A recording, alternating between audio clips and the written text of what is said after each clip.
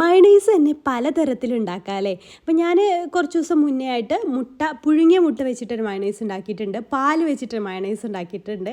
ഇതൊന്നുമല്ല, ഓയിൽ വളരെ കുറച്ചിട്ട് മുട്ടയൊന്നും ഇല്ലാതെ ഒരു അടിപൊളി മയണൈസാണ് ഇന്ന് റെഡിയാക്കി എടുക്കാൻ പോകുന്നത്. കുറച്ച് ഉണ്ടാക്കിയാൽ തന്നെ ഒരുപാട് ക്വാണ്ടിറ്റി ഉണ്ടാവുകയും ചെയ്യും. അപ്പോൾ അതിന് വേണ്ടിയിട്ട് നമുക്ക് വേണ്ടത് ഉരുളക്കിഴങ്ങാണ്. അപ്പോൾ ഒരു ഉരുളക്കിഴങ്ങ് നന്നായിട്ട് തന്നെ പുഴുങ്ങിയെടുത്തിട്ടുണ്ട് കേട്ടോ. വേവിച്ചെടുത്ത ഉരുളക്കിഴങ്ങ് ഇതുപോലെ മിക്സിയുടെ ജാറിലേക്ക് ഇട്ട് കൊടുക്കുക. 2 അല്ലി വെളുത്തുള്ളി ചേർത്ത് കൊടുക്കാം. പിന്നെ നമുക്കിതിലേക്ക് ഒരു 2 ടേബിൾ സ്പൂൺ സൺഫ്ലവർ ഓയിൽ, ഇത്രയും ഓയിൽ മതി കേട്ടോ ഇതിലേക്ക്. പിന്നെ ഒരു നുള്ളു ഉപ്പ് ചേർത്ത് കൊടുക്കാം. സൺഫ്ലവർ ഓയിൽ മസ്റ്റാണ്, അതുണ്ടെങ്കിൽ ആ ഒരു കറക്റ്റ് ആ ഒരു മയണൈസിൻ്റെ ടേസ്റ്റ് കിട്ടുള്ളൂ. പിന്നെ ഒരു ടീസ്പൂണ് വിനാഗിരി ചേർത്ത് കൊടുത്തിട്ടുണ്ട്. പിന്നെ ഒരു 3 ടേബിൾ സ്പൂൺ പാലൊഴിച്ചിട്ട് ഒന്ന് അടിച്ചെടുക്കുക. അപ്പോൾ നല്ല തിക്കായിട്ടാട്ടോ വന്നിട്ടുള്ളത്. അപ്പോൾ അതിലേക്ക് ഞാൻ വീണ്ടും 2 ടേബിൾ സ്പൂൺ കൂടെ പാലൊഴിച്ചിട്ട് വീണ്ടും അടിച്ചെടുത്തിട്ടുണ്ട്. അപ്പോൾ ഇതുപോലെ നല്ല സ്മൂത്ത് ആയിട്ടുള്ള മയണൈസായിട്ട് നമുക്ക് കിട്ടിയിട്ടുണ്ട് കേട്ടോ.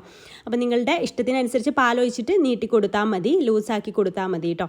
അപ്പം നമുക്കിത് കുറച്ച് കഴിഞ്ഞ് ചിലപ്പോൾ ഒന്നും കൂടെ തിക്കാവും. അപ്പോൾ അതിനനുസരിച്ച് വേണം പാല് ചേർത്ത് കൊടുക്കാൻ വേണ്ടിയിട്ട്.